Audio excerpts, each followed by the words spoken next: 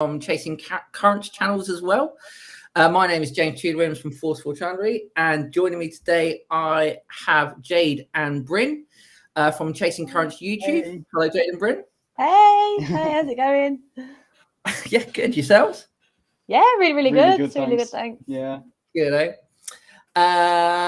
Jade and Brynn are here today to talk about their adventures so far, from buying a boat with next to no boating knowledge or experience, getting that boat ready, and then embarking on what has been so far, because it's not over, a great adventure, and what they've discovered about sailing to themselves to the point, and boat life along the way. So, Chasing Currents, as I'll call you or refer to you, thank you so much for joining us to chat about your adventures and experience. I'm sure a fair number of people tuning in, especially from your channel, have a pretty good understanding of how your story started. I mean, you've been on channel 4 and talked about it, but to any of our viewers out there or anyone that isn't familiar with you, can you give us a bit of a history lesson on how this all came about and how you got started on what has been an epic adventure so far? Yeah, of course. Yeah, well, thanks for having us. Yeah. Thanks everyone that's tuning in. So we actually brought Talisman back in 2019, was it? Yeah, so it's December, the end of December 2019, and just the very first day of 2020. Yeah, so we bought Talisman having never sailed before. I had never been even on a sailboat before in my life. So yeah, I was really hoping that I was going to like it. Thankfully I do. And yeah, so we were looking for, kind of a small budget sailboat that we could learn on, and we had this dream of sailing to the Mediterranean, but equally it was kind of just a dream at the start, and then the more time we spent on Talisman, we just enjoyed it so much that we left quite soon, to be honest. I think we'd sailed for about 6 months around the Solent, and then decided to do a 135-hour sail to Falmouth, and then left from Falmouth to Spain. And yeah, just been learning everything along the way. We did a little bit of work on Talisman when we first bought her. We did some upgrades, some things, because obviously to take a boat offshore would take a little bit more than just a bare boat that probably hasn't really had the upgrades done to it to experience that kind of sailing. So yeah, we did the upgrades, but essentially it was it was about 5-6 years before we even got the boat that the dream really started. But yeah, it's just been a crazy whirlwind adventure so far. Yeah, we've had to learn all about kind of boat work, boat maintenance, everything from scratch. Electrical systems, and controlling, and like the best things to use, and what makes good upgrades, and upgrades that maybe aren't as essential but you might want because they're fun. So going through all of that was very, very interesting and great and fun to do. Yeah, luckily Brynn loves to read massive thick manuals with loads of information, so he's enjoyed it. It is actually very true. There's nothing better than me learning how something works. Yeah. So yeah, it's been a lot of firsts, but we've loved it basically. Well, you picked the right hobby there, like you say. Coming from Birmingham, you could have gone motorhomes, vans, narrowboats, whatever else, and you decided on a sailing boat. Well, you're never going to be bored there because there's always something to do and always a bit more to learn. Exactly. Oh, and yeah. You've got the ocean around you, so it's an ever-changing scenery around you that there's just so much to experience. It's great. No, Definitely. Brilliant. So, if anyone out there has any questions at any point about any of the topics we're covering, or just wants to chat to Chasing Currents at some stage, then feel free to let us know in the live chat. If you're not watching live, you can get onto our YouTube channel, Chasing Currents YouTube channel, might have this video up, your Facebook page, and leave questions and comments there, and either Forceful or hopefully Jade and Brynn will get back to you.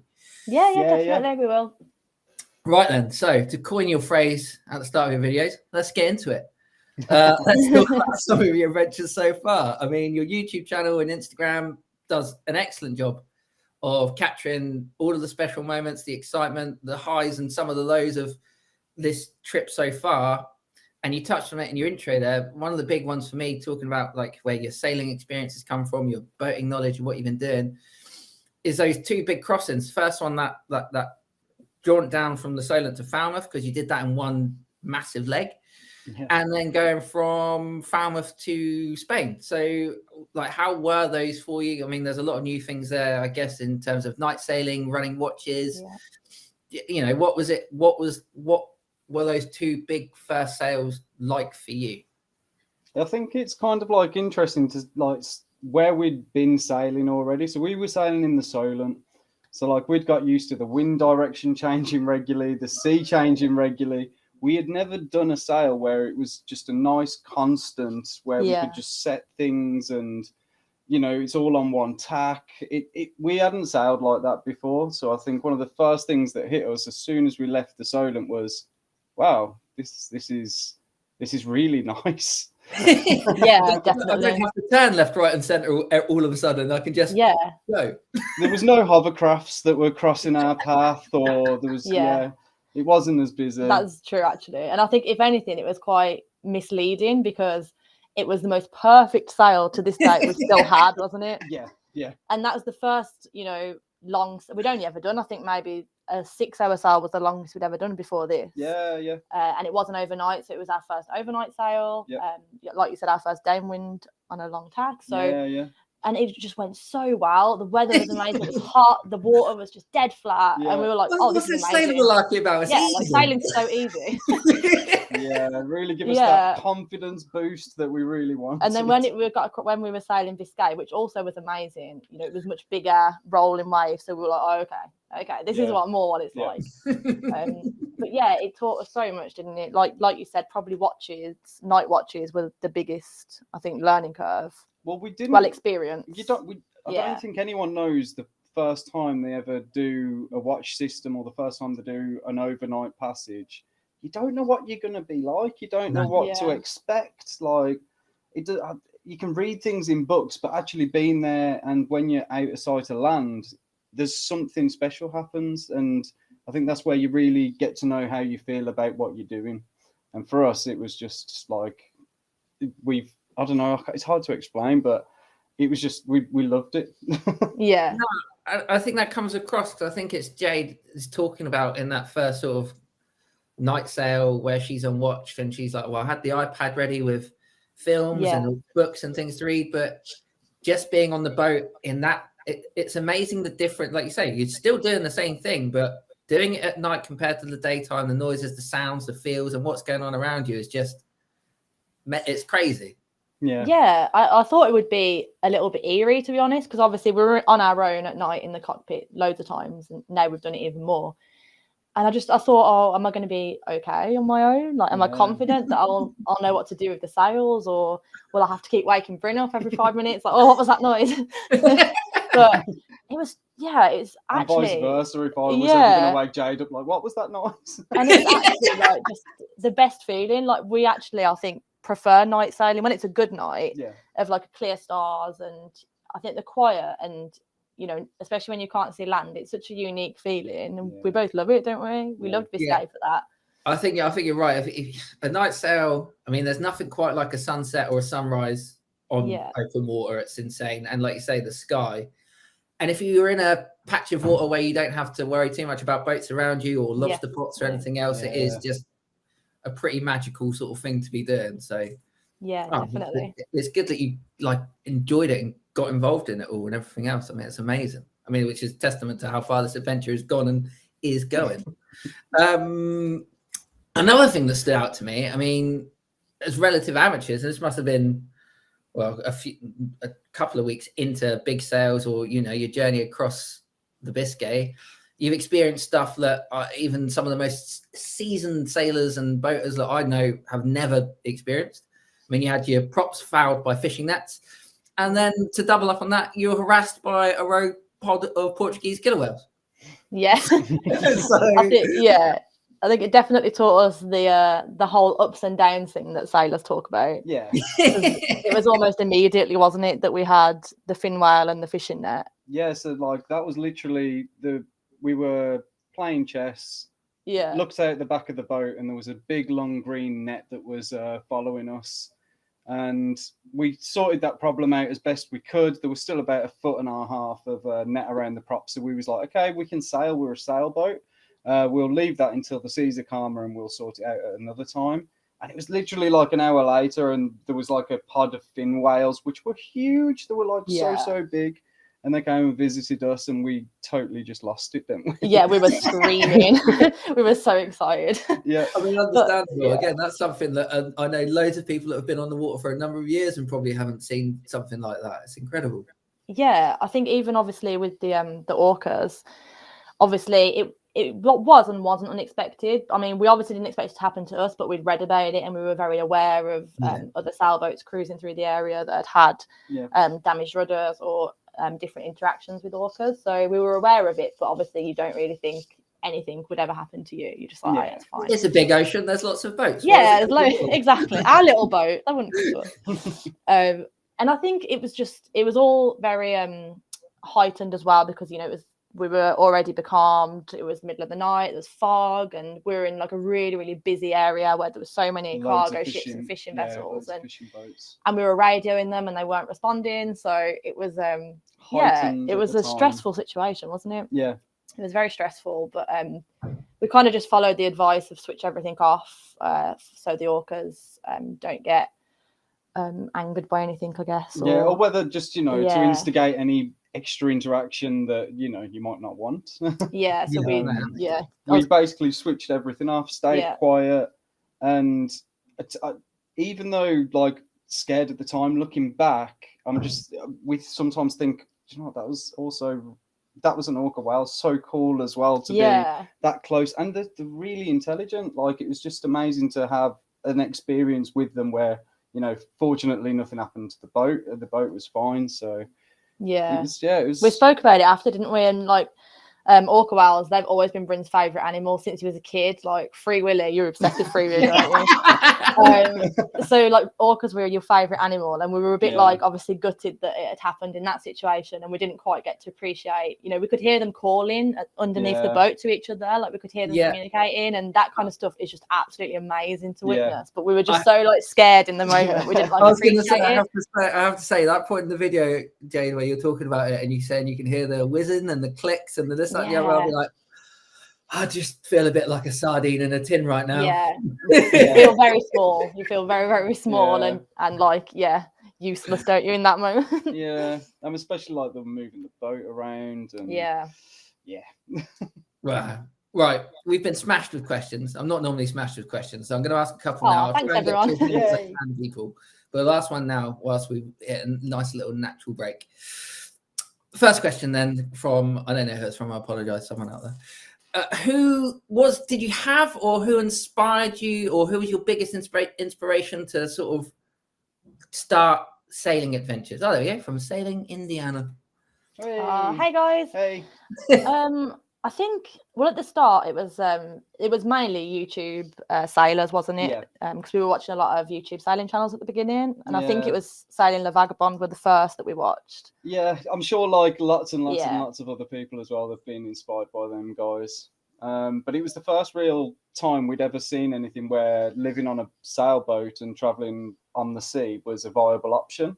We'd never heard of anything like it before, so that was our first introduction to it. I'd say since then, like we even now, we're still getting inspired by so many people who are doing these amazing things, like crossing the Atlantic or doing the wrong way around the Southern Ocean. Like, I'm just thinking, that's insane. And there's a girl called Kate, I think she's 14, and she's solo around things like that. The UK, like, there's so many inspirational people to take, these amazing experiences and to support them on it as well. I think it's but the first one was La Vagabond. That was our first introduction. We never knew it existed before then, being from Birmingham.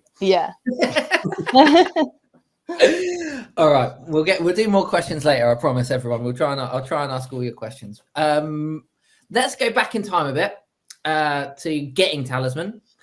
Obviously you looked at her and you fell in love with her and you knew that was going to be your boat, but you were also very aware that she isn't necessarily equipped or geared out to do this kind of trek or to live aboard. I mean, that's the other thing you got to take. You live aboard of it. So you obviously had to make some upgrades and bits and bobs. Which of these upgrades do you think made the most difference to your sailing experience? Go on. Okay, so I'd say there is a combination of the upgrade. I don't think there's anyone that is the best upgrade because they all play such a vital part. But having AIS, yeah, and that's radar, what I was going to say. a lot of people say you don't need it to sail, and do you know what? You don't need it to sail. But again, it depends. I find that if we were sailing in a common place that we already know quite well, it wouldn't be as necessary because you get used to the dangers that are around you. But going into new territories for pretty much every time you leave the harbour, leave the marina, every single time's a new journey. Having radar and having AIS, just it gives the confidence of it's just information. It is just information to have around you. Plus, down the Portuguese coast, we used radar quite a lot for fishing pots, didn't we? Yeah, it was. We had so much fog, and almost every day was fog down the Portuguese coast, wasn't it, for us? And I feel like there were so many people saying it's not essential, it's not essential. And if we didn't have it, we wouldn't have sailed down the Portuguese coast as in the same times that we did, because we wouldn't have gone out in fog without a radar. Yeah, that's true, actually. So it enabled us to have that experience as well, to go out in fog. You can use these tools, and I think that's what they're good for. But one of the first things that I think was really, really good and useful was the lazy jacks. Like we didn't know at the time exactly how lazy jacks, how good they were, until we really wished we had them. Pretty much, and when you're out in a bit of a blow and pulling the sail down is getting really tricky and it's hanging over one side and you're like, this is a nightmare. And then lazy jacks makes that so much easier. Yeah, I definitely agree with that. I think the other thing I was going to say that we've used probably more than anything is the tiller pilot. That is a yes. So that's something super useful. And then as well, in terms of like living, you said obviously it's for a liverboard. We upgraded the water tanks pretty early on, and that's amazing, isn't it? That's something we really couldn't have done without, because obviously we want to be away from shore and marinas as much as possible. So that means we can stay off grid a bit longer, which is awesome. Yeah. No, I like the standout one for me. I mean, obviously you've done your electronics upgrades, which without having, like you say, until you experience fog and you didn't have radar and you do have radar, being in those conditions is a bit like, oh. But now you have the confidence where you can see these things, and not everything has AIS. I mean, your lobster pots, the coastline. Yeah, exactly. But you can gauge where you are with your radar and that. Yeah. And like, it's just anything to make life easy. It doesn't just because it doesn't have that doesn't mean it shouldn't have that. Just that's true. You don't want to be stressed. You want to enjoy yourselves. I think one of the caveats with the amount of equipment we put on our boat is we didn't have the knowledge of sailing and the experience. But what we could do is we could use data that was given to us and make an educated choice. So when we can see the wind speed, it's not that you need to know that for sailing. You can sail without it, but it told us when we need to. We could make rules for ourselves when to reef. And like the B&G system was just so useful for that. And I think there's always that worry that people say, well, if you have a lot of technology, you become reliant on it. But we really try hard to, we still make educated choices, and we use it as a tool that helps us essentially. That's true. No, brilliant. And I think something that really comes across in your videos is your attitude to all of this and undertaking the trip as a whole. And you've mentioned it in chats that we've had, getting prepared for this and talking on email and stuff, that you had as many people suggest you shouldn't do this journey or that you're a bit mental as you did. Go for it. Don't be mental. Why not? Yeah. How would you describe your approach to undertaking this and sort of getting ready for this trip and the stages of the trip? I think it was kind of a mix of staying inspired to do it, even despite of obviously all those people that are saying don't do it. We were always watching like small boats crossing the Atlantic and small boats doing this, and like budget cruisers doing this. So kind of just reminding ourselves that it's not impossible. It's just going to be more challenging, but finding ways around it to make it achievable. And then I think the other thing is just preparation, probably a lot of preparation, reading, and just literally just the legwork to learn about what you're about to embark on, essentially. I think a lot of people might just think we're like, let's just Just go and have a go, see what happens. And we do a little bit, but also like we're very aware, and we've done as much research as we can, haven't we, on the routes we're doing, and we've done like day skipper and competent crew courses as well now. So we've kind of learn as much of the theory as we can, so we can kind of handle situations better, and we know what to do to keep us safe, I think. Yeah, exactly. The more prepping, the easier the job becomes. In fact, there was one thing you've said a while ago about Biscay, and like the anticipation of Biscay, and the mindset that comes with it. But also, we'd prepared so hard for that crossing that actually it was easier than we expected in some ways, because we'd over prepared. Yeah, we thought everything was going to go wrong. So when not everything went wrong, we were like, yes, that's okay. Yeah, that's a success. Just a fishing net, just all, because that's cool. Yeah. Of all on the list of disasters, they're low down. That's fine. Yeah, no storms. Like, it was okay. But also, like in one of your other videos, like when you'd actually made it to Portugal, it's the one your 5 days at anchor. When you're at Anchorage, you're like, well, the weather window's not there. And you could go in it, and some people might have, but you're also why put ourselves in that situation? We can be patient. We're not on a deadline. So I think that comes across as well, that you're not going out of your way to be like, we need to be here and we're going to put come hell or high water or force 8s or whatever else we need to be sailing. You're quite happy to be like, no, we're having a nice time. We can take our time and enjoy ourselves, basically. Yeah, exactly. Like the main reason we chose this lifestyle as well is because we want to enjoy it. Yeah. Like we're not doing a race, and we want it to be like a lifestyle that we can keep up for a long time and enjoy. Yeah. So like you said, I don't think we push ourselves more than we need to, probably. No, I think the more you scare yourself, the more you can put yourself off something, and the more you enjoy it, the more you want to keep doing it. So we choose to try and go out in the best conditions possible and have the best times, and then we'll keep going and keep going, essentially. So we'll do another question that kind of fits in around what we've been talking about. And again, I'm sure Elisa in the background will pop it up. What do you think your biggest limitations are? Is it the boat and the equipment, or sailing Indiana again, or your skills and knowledge, or somewhere between the two? Definitely a bit of both, I would say. Yeah, it's both.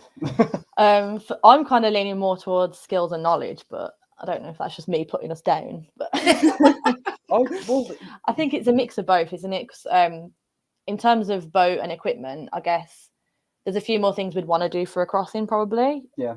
But I do think we could get our boat to that stage. It would just need maybe a little bit more money and a bit more time for the upgrades, probably. I think the one thing we can't kid ourselves is our boat is not built purposely to be an ocean crossing boat.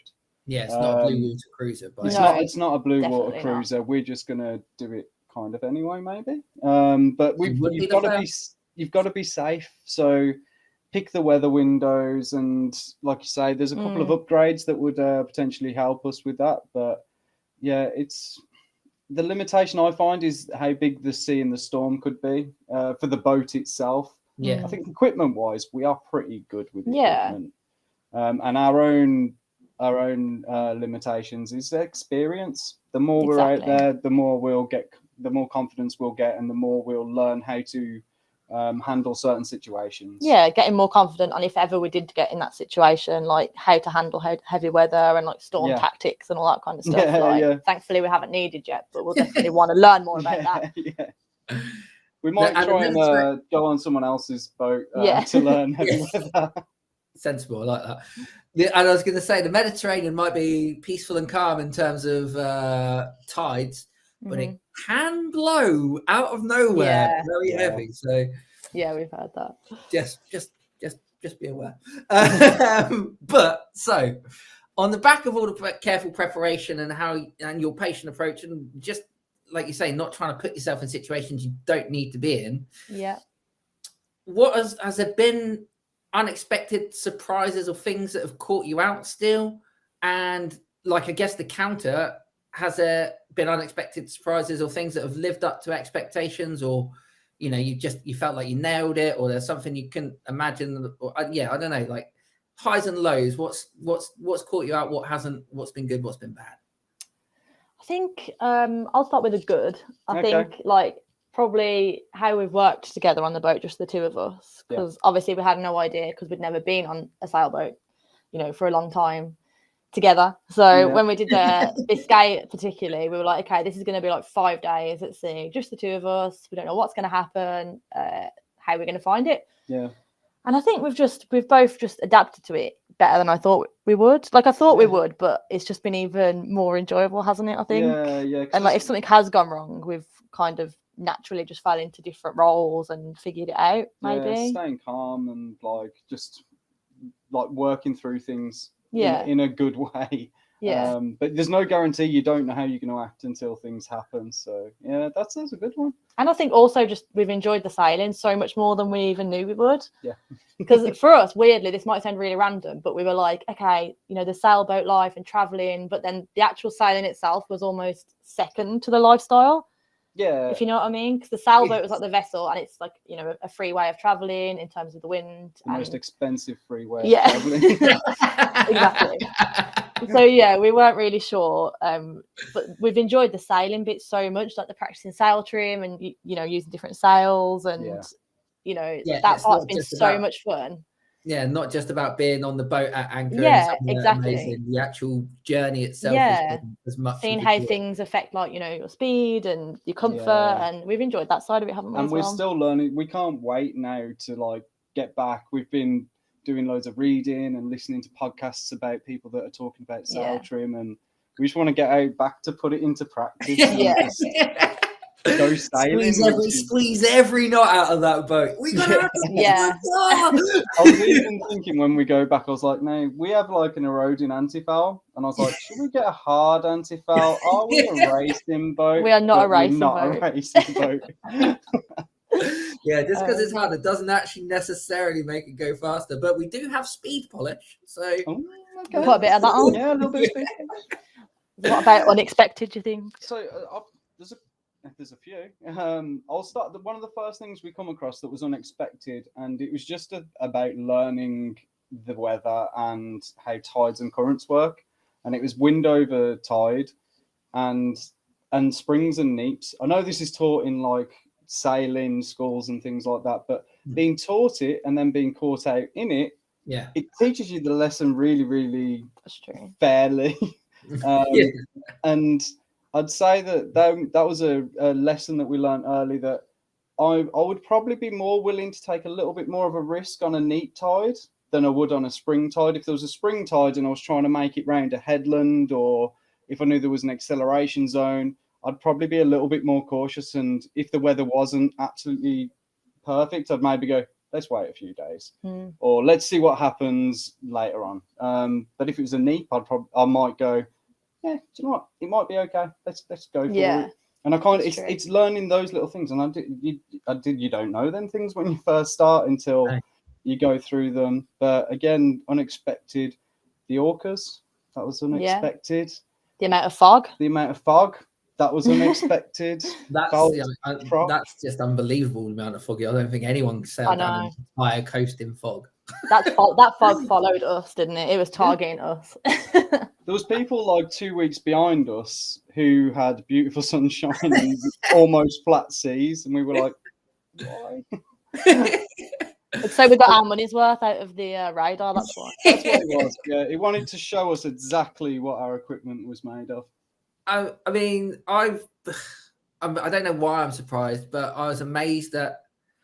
I mean, you see, I know you were very excited when you saw dolphins, but actually, even sailing around the Solent and down the West Country, dolphins aren't that rare. But a fin whale, bloody second largest mammal on the planet, or whatever it is, attacked by orcas. You've seen blue sharks, which is, again, as far as I'm aware, is a pretty deep water cruising shark. You don't normally see them.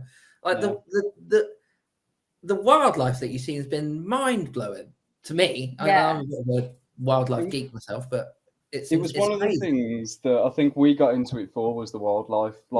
Before we brought a boat or anything like that, I'd actually wrote a list in a notebook of wildlife that I wanted to see on the sea.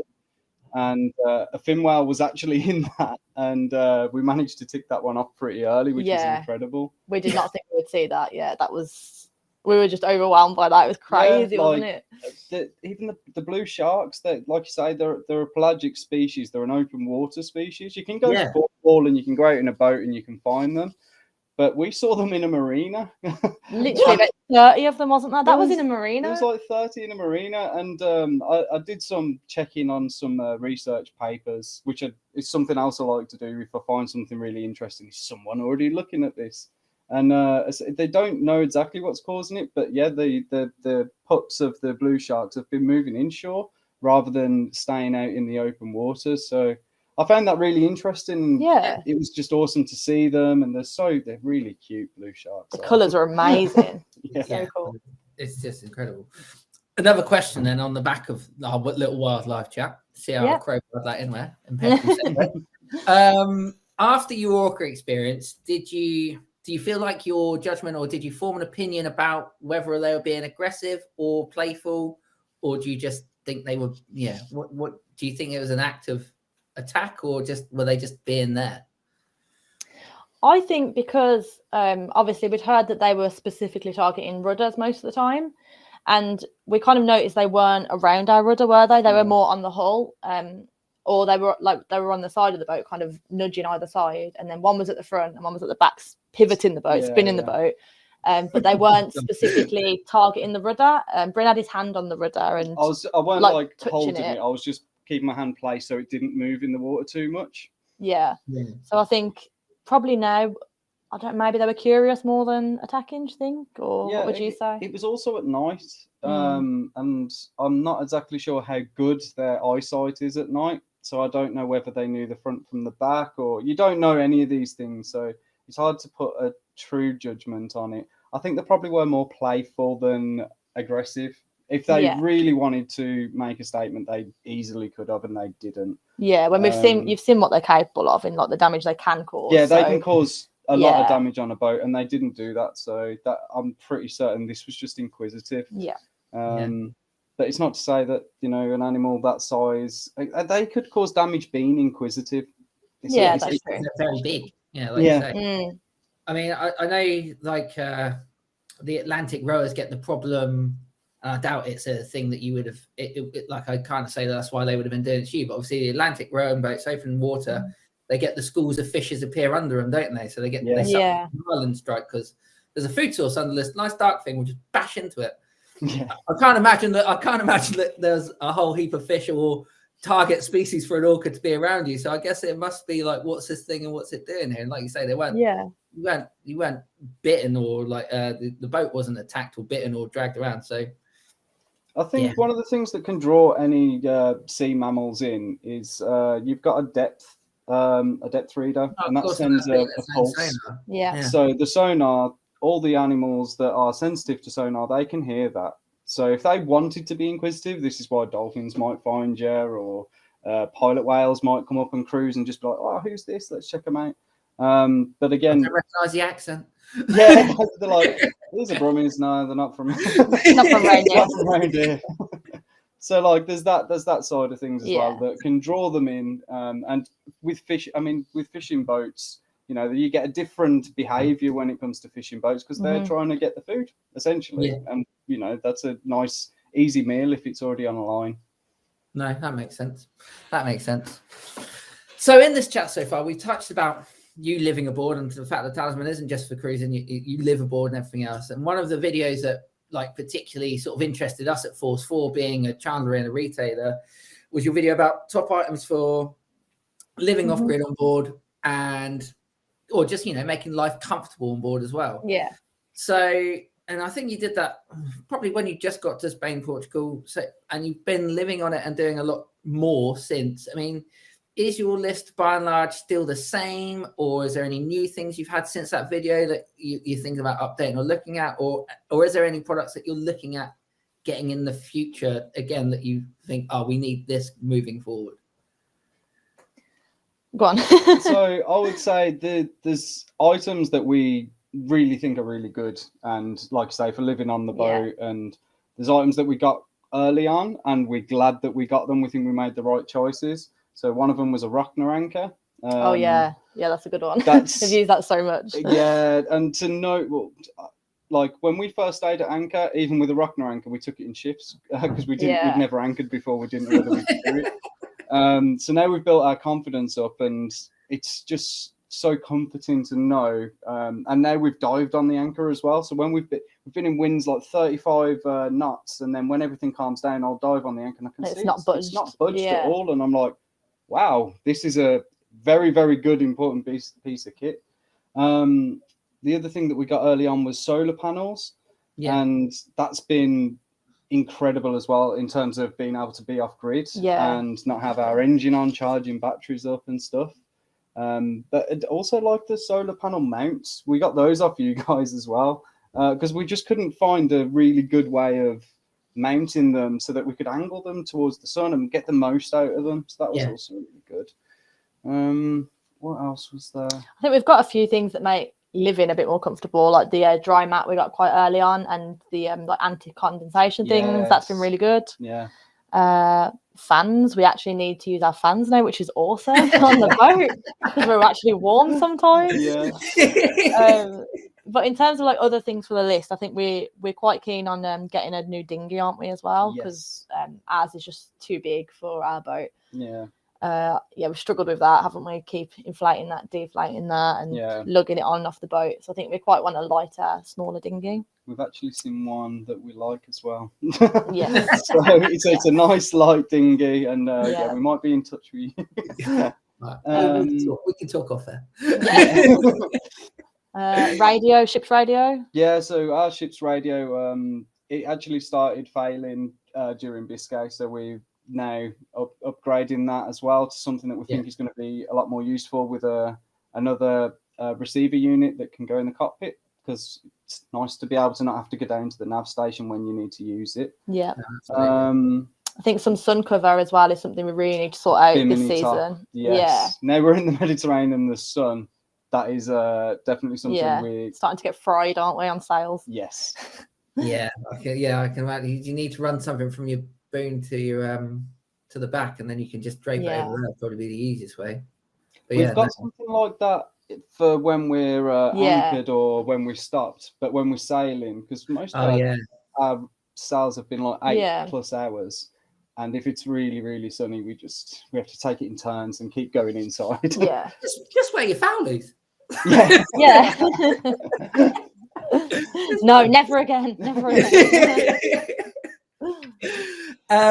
Okay, wicked. Well, it's nice to know that most of the stuff that you've got still holds up. Definitely. It's obvious that there's a few areas that need improving, but they're not dramatic. It doesn't inhibit you from doing what you're doing. Again, it just makes life easier, which is nice. Personally, I was aware of who you were, because we are always aware sort of about who's doing what. But getting ready for this, I've had to watch a lot of your videos. And sorry about that. It hasn't been a hardship in any way, shape, or form. It's been a real joy to watch them. And you've done an excellent job sort of vlogging your journey and keeping track of what you've been doing. And if viewers are keen to see more, remember, check out YouTube, Chasing Currents, or Instagram at Chasing Currents. Have you found that doing the videos, producing the videos and the vlog, other than a great way to stay in touch with friends and family back home, does it give you something to, long distance sailing can be a bit boring, but I mean, it's amazing you're in new places all the time, but does this give you something to focus on whilst doing the adventure, keep you sort of engaged with the trip, like keeps you excited and engaged with the trip as much as anything else? I was going to say, I think it definitely does. Definitely on long sails, it's really, really good on that, isn't it? It works a bit like a video diary as well, so you can kind of just like say whatever you're feeling, and then it's good to, when you look back, because obviously it's a bit of a blur when you've done a crossing or a long sail, so it's nice to be able to look back and be like, okay, that is exactly how I felt in that moment, or that's exactly what was happening, and it's nice to have that, I think. A lot of people, they write in a journal. A lot of sailors that we've spoke to, they have a journal of their trips. This is just our version of a journal, and I'm dyslexic, so I don't really like writing. Video is much easier for me. I think as well, like, actually it pushes us to do more in a way, do you think? Yeah, because we want, like, so we've made videos for pretty much the whole time we've been together 11 years, and we've made videos almost since we were first together. Yeah, just like silly little videos that like no one's ever going to see. Yeah, you know, just like we're not showing it. Yeah. But like we used to go camping in the Brecon Beacons and Snowdonia or a forest, and we'd film it, and like it'd just be for us, and we just enjoyed it. So this is like an evolution of what we used to do, but now a lot of people see it. Yeah, and it like pushes us, I think, to do more like different stuff, doesn't it? Yeah, definitely. Keeps us inspired, and yeah, we love it. It's like a good creative outlet for us as well. And we get to research places before we get to them and see what's really cool, and yeah, it's really I think they're really well done, and they are. If people haven't watched them, I mean, I started at the beginning and haven't watched the last couple. I mean, spoiler alert, people, they're not in the UK or Gibraltar anymore. No, we're not. But yeah, no, it's been a real joy to watch, and they are really well done. So I just wanted to see what it was like for you doing them, but just a bit of credit that they are great, and people should go and watch them. It's really nice. Oh, thanks so much, James. That's lovely. Yeah. Thanks. That's all right, no worries. So everyone who's following your adventures will now be aware. When I wrote this, they weren't. Will now be aware that you are back in the UK currently. The boat is in Spain. You're home for a couple of months over the winter. Yeah. What are the future plans for Chasing Currents? Where are you going? What, like, will you get back to Spain? What are the plans? Where are you off to? Well, I think actually Dave has just asked this question. Where is the next voyage as well? But we're planning to go back to Talisman around late March, maybe early April. And yeah, we definitely want to explore the Balearics, Sardinia. We've got a lot of plans, haven't we, next season? I'm not sure how far we're going to get, but we've got a lot of plans. Yeah, it's exciting, and we're looking forward to, like you said, Balearics, Corsica, Sardinia, Italy. Essentially, we're going to the east of the Med. We're going to Greece. We might winter, maybe. We don't set plans because they never always happen on a sailboat. But we have ideas, and if they tend to venture in that way, then awesome. So we might, go to Turkey, Albania, Croatia.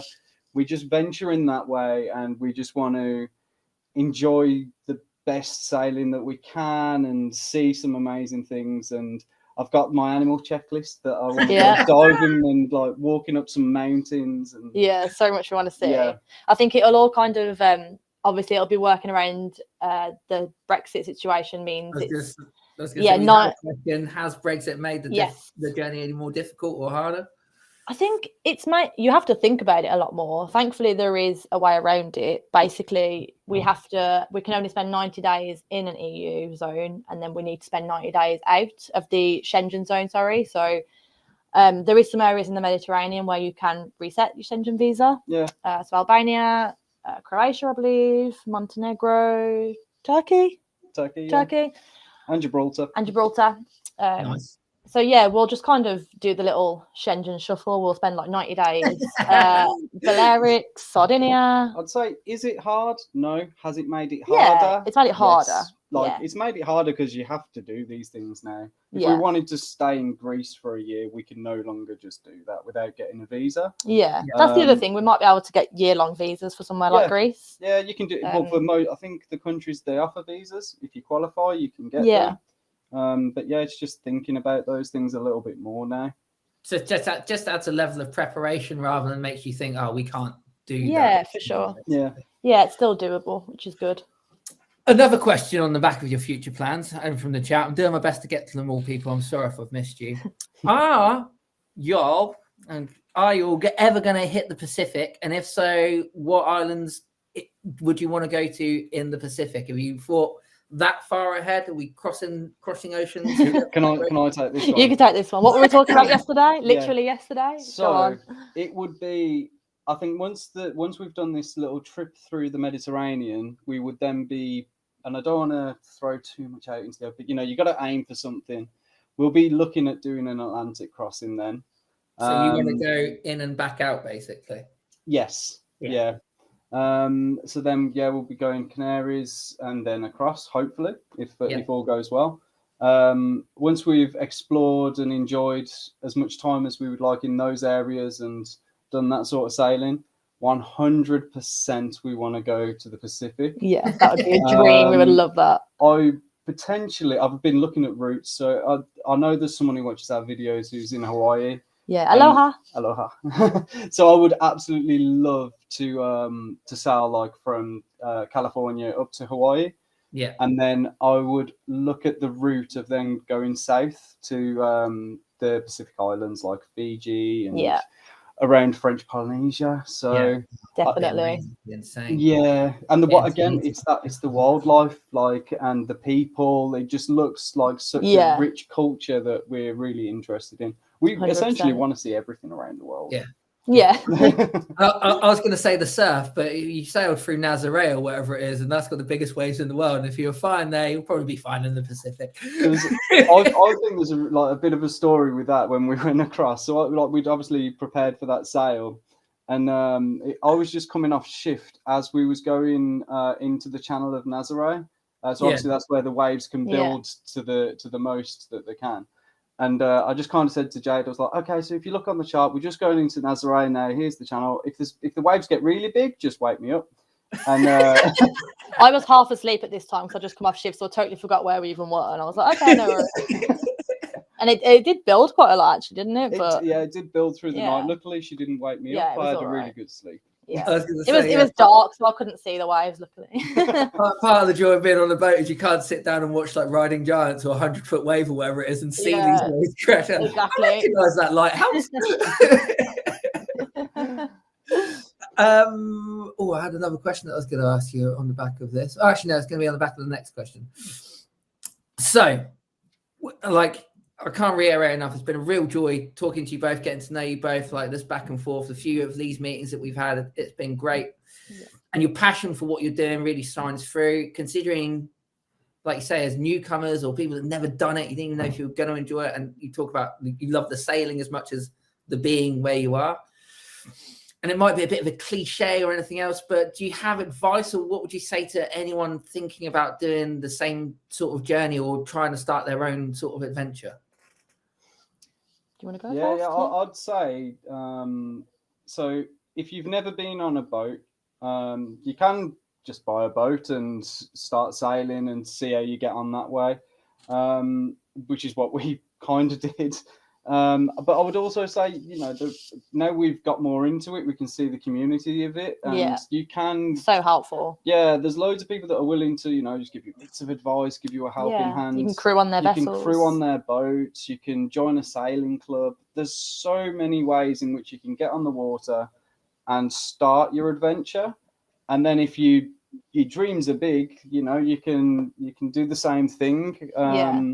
I'd say, if you're into the big adventure, do the preparation, like do the learning, and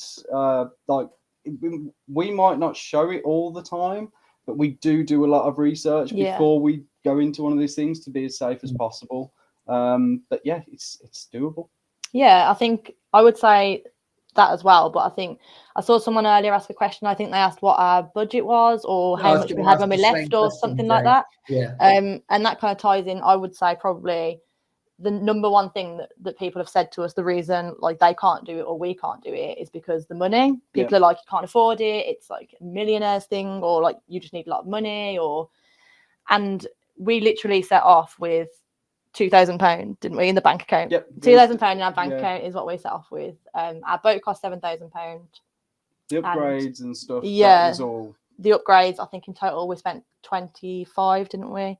No, I think it was less than 20. That. I can't remember now. It might have been we 15. Did do a costing video that might be useful, but So I think that's the thing for us, was that like save as much as you can. Obviously it will make it easier, and if something happens, you can pay for it and keep going, but don't let it stop you. You can kind of just figure something out on the way. When we paid for our rescue, we were like, okay, cool, we're going to need to fly home and just earn some money and then pick up again when we've got the money.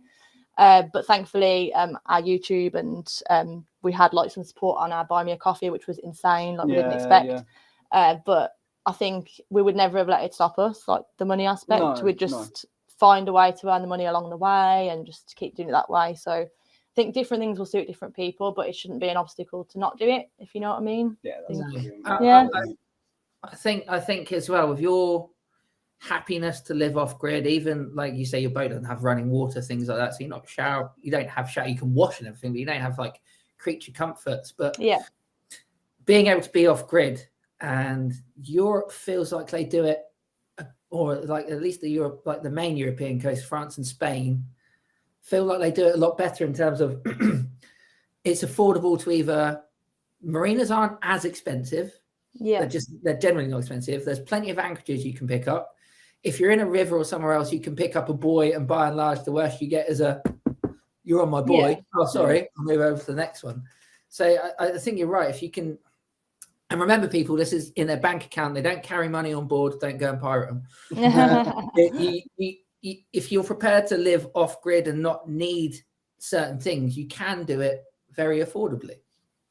Yeah, I think that's the key. Obviously, we know that the way we do things wouldn't be for everyone. You know, our boat's quite small, and like you said, we don't have all the creature comforts. But if you're someone that's just happy to have the adventure, you know, without those things, then absolutely just go for it. There is like nothing stopping you. No.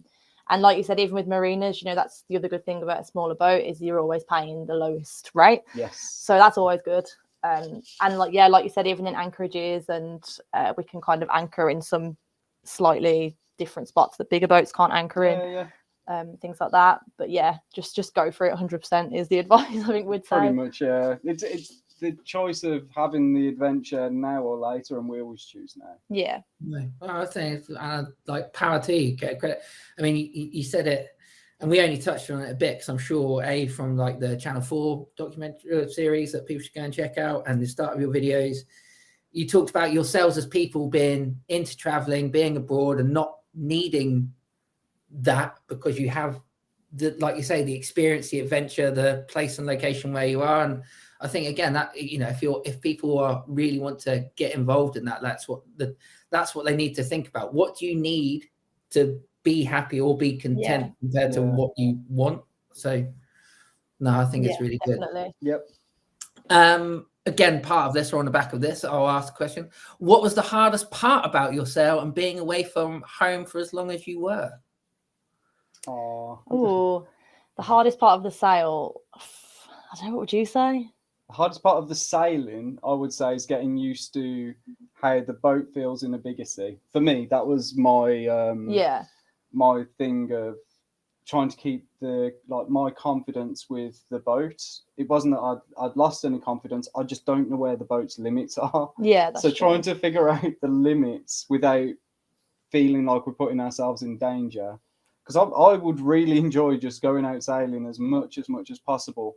But obviously I know our boat does have limitations, so I'm just trying to, you know, figure that out. And that's probably been one of the harder parts for me. And just as well, how it feels, even when it's not like, you know, a bad sea, when it's just like 1.5 meter waves or something, but you know, they're on the beam, and how uncomfortable it feels on our boat. And how, like, even, you know, on a longer sail, it almost becomes like, I don't know, it's more tiring because of the constant like motion of you know, our boat. And then as well, like obviously you had a few bouts of seasickness, didn't you?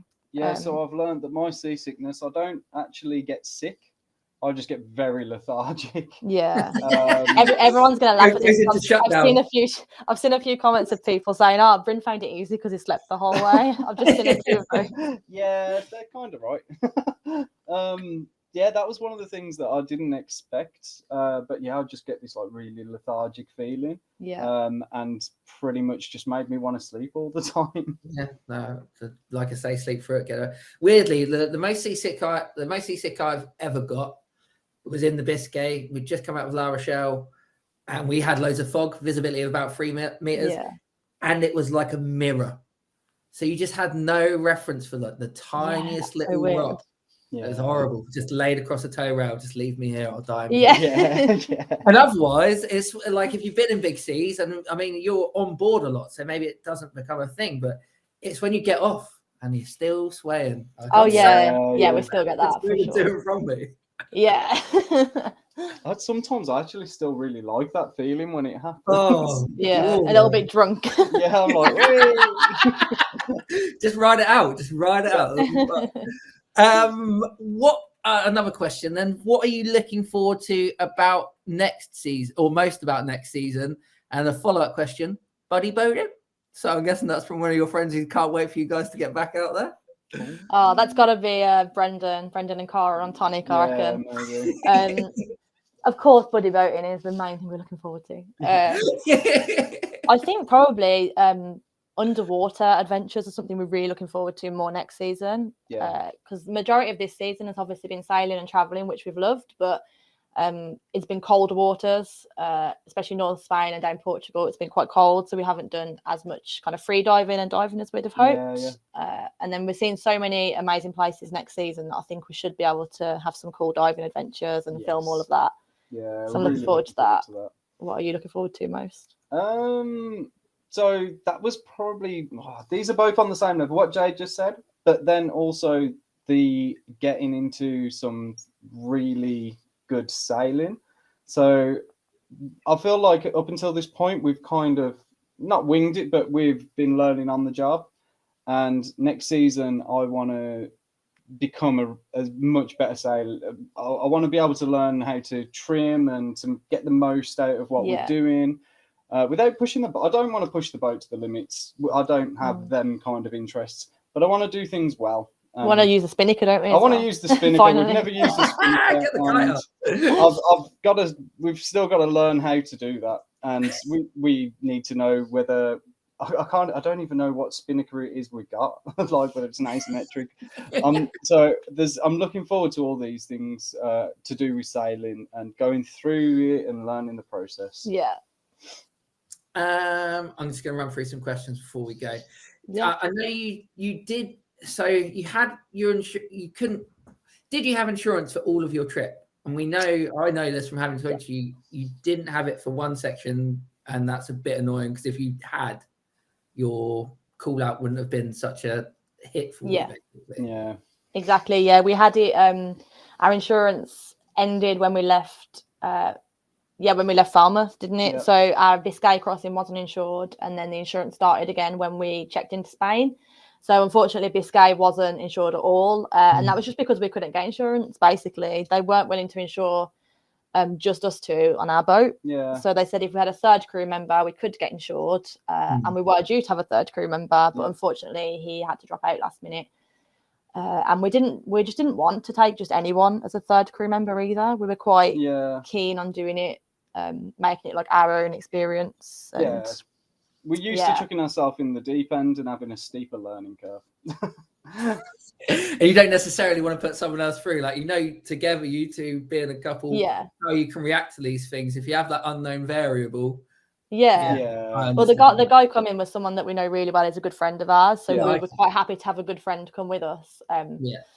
But when he dropped out, we were like, I'd rather just do it just the two of us than try and find someone else. But and obviously you go without insurance, you just think nothing will happen, but sometimes it might. And if it would have happened after Spain, we'd have been insured, but ultimately it didn't. So it's way to get these things out of the way early, and then exactly. I was going to ask a question on the back of that, but I can't remember what it is now, so I'll ask this one instead.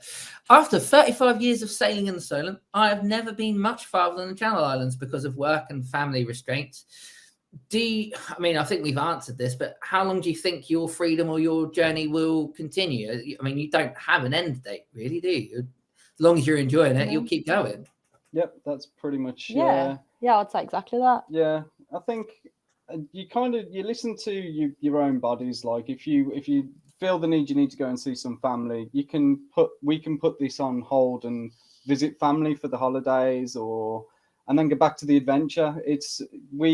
We kind of put that kind of first, if that makes sense. Like how we have to be happy with what we're doing. If there ever came a day where we're like, I'm actually just not enjoying it, then we wouldn't feel the need to keep doing it. We'd just do something else. But I know what we're like, and I think absolutely we will at least do this until we've done like the whole world. Well, that's it. Like you say, you're generally only a flight home from most places. Exactly. You can get home easy enough of course you can. from most places and stuff. So whilst it's working for you and you're enjoying it, why not crack on? With the work side of things, if we have to stop what we're doing and work, we will just do that as well. Like that's not an issue to us, because if we wasn't doing this, we'd be back at work anyway. So for us, it's that we're just enjoying this adventure, and then we would, if we need to stop and work, we will. And well, and you're like, again, Brynn, you're sort of a marine biologist. So yeah, I'm a marine biologist, and I used to work with like sharks and stingrays and all different marine animals and stuff. So carry on. I was going to say, so I could potentially. It depends how long I'm away from it as to how relevant my skills still are. Yeah. But there is always the option. I really want to, as we travel, go to some research communities and places that are doing really good work. And to be honest, I'd happily volunteer just to get the experience and to help out someone who's trying to, make a bit of a difference and make things a little bit better for the oceans. So, but yeah, if that was something that was possible, that's always an option that I can always fall back into potentially.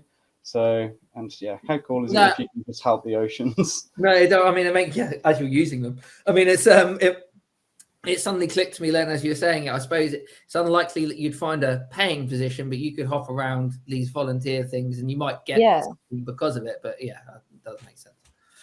I remember what I was going to ask now. On the back of your call out, has that mean that you came home earlier? Would you still be at the boat now and have come back in the new year? Or did you just feel like we're going to come home for Christmas? We might as well put the boat to bed for winter and come back and do what you're doing.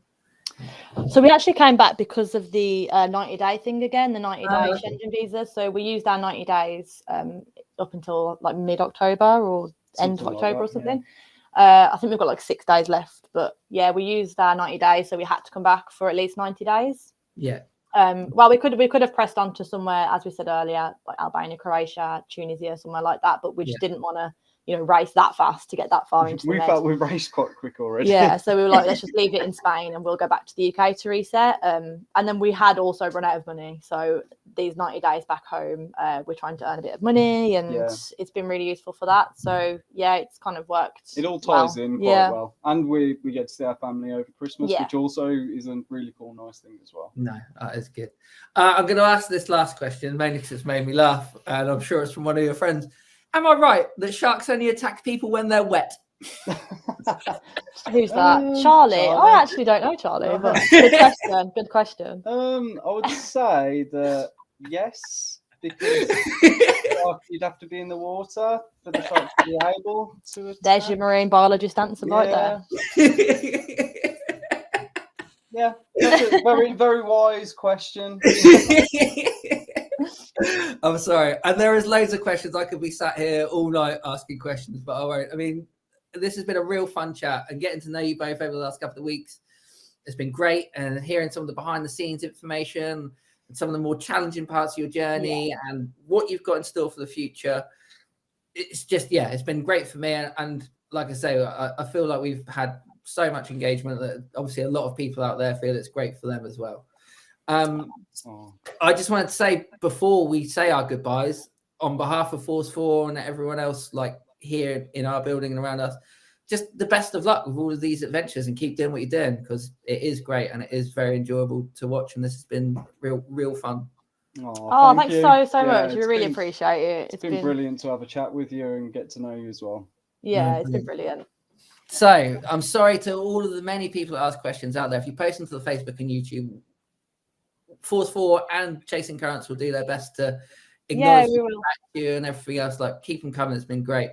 Yeah. Jade, Brynn, thank you so much for coming and having a chat with us about your Chasing Currents adventure. It's been amazing. Thanks for having us. It's been great. Yeah. Loved it. Elise out there, pictures, videos. Thank you for working behind the scenes, keeping this up and running. It's been great. Everyone out there watching, thank you for tuning in from Chasing Currents or from Force 4 for this chat. I hope you've enjoyed it. And again, to all of you watching, I just want to wish you a very Merry Christmas and a Happy New Year from Force 4 Chandler. Ladies and gentlemen, we'll see you next time. Free safe.